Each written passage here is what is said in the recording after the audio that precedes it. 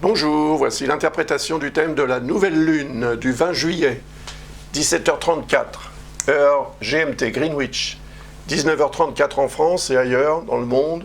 Faites votre petit calcul. Vous obtiendrez un thème, encore une fois, qui vous permettra d'obtenir un ascendant avec des maisons astrologiques que vous pourrez comparer à votre thème pour obtenir des informations supplémentaires. Car là, nous sommes en présence d'une nouvelle lune intéressante, c'est le moins qu'on puisse dire. Si on considère les configurations qui s'y trouvent, on peut se dire que c'est une période marquée par une notion de tiraillement. Et ce tiraillement, en fait, est représentatif, évidemment, de ces oppositions entre cette conjonction Soleil-Lune, avec Vesta qui n'est pas très loin, à 4 degrés, 5 degrés de la conjonction Soleil-Lune, opposé à ces trois astres majeurs en Capricorne. Il s'agit de Jupiter, de Saturne et de Pluton. Alors ils sont tous les trois rétrogrades, donc plutôt peut-être endormis, mais c'est une façon de voir les choses. Le fait qu'un astre soit rétrograde, dans l'interprétation qu'on en fait, peut, comment dirais-je, s'avérer une source d'ambiguïté et peut-être même parfois d'erreur de jugement.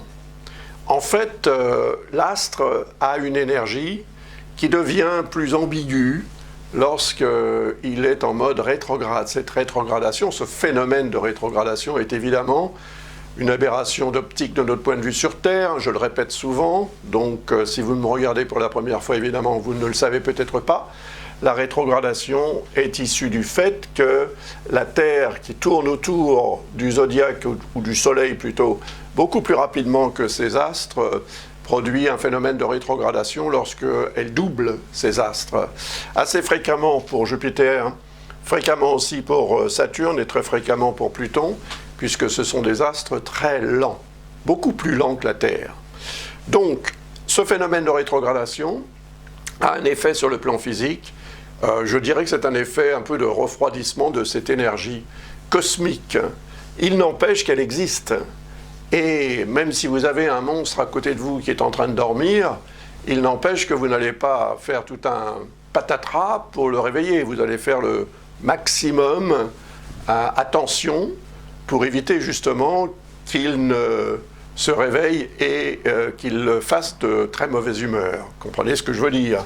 Donc là, on est dans une logique en fait d'attente, oui peut-être, en tous les cas, il faut rester sur le qui-vive, il faut rester très vigilant. Parce que lorsque ces trois astres vont se réveiller, et ça va venir, ils vont repartir en mouvement direct pour Jupiter mi-septembre, pour Saturne fin septembre, pour Pluton début octobre, eh bien, évidemment, leur énergie respective va redevenir très conséquente. Un peu peut-être comme celle qu'on a, comment dirais-je, constatée en début d'année, lorsque ces trois astres étaient effectivement en mouvement direct en Capricorne et qu'ils ont été en plus rejoints par Mars, qui leur a donné un sérieux coup de fouet à partir de la mi-février. Eh bien, Mars, il est ici. Il est en Bélier, il est conjoint à la Lune noire et à Chiron, il est entre les deux.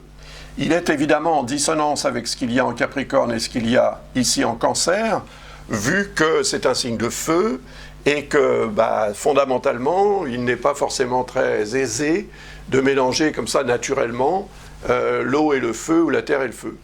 On peut y arriver évidemment, il y a quand on veut, on peut, on va dire. Mais ça n'est pas spontanément quelque chose qui va se faire très, très aisément. Donc, le fait est que cette planète Mars, elle est en position de force parce qu'elle ne dort pas. Vous voyez qu'elle est en mode direct, il n'y a pas de air. Chiron, par contre, lui, est rétrograde. Et cette rétrogradation de Chiron qui représente les questions de santé, mais ces questions de santé aussi peut-être en stand-by, dans certaines régions plutôt que d'autres, dans certaines vies aussi humaines plutôt que d'autres, hein, puisque ce thème va aussi, et ces énergies cosmiques vont intervenir évidemment dans votre vie comme dans la mienne, en fonction de ce qui se passe dans votre thème natal et de ce que vous en avez fait.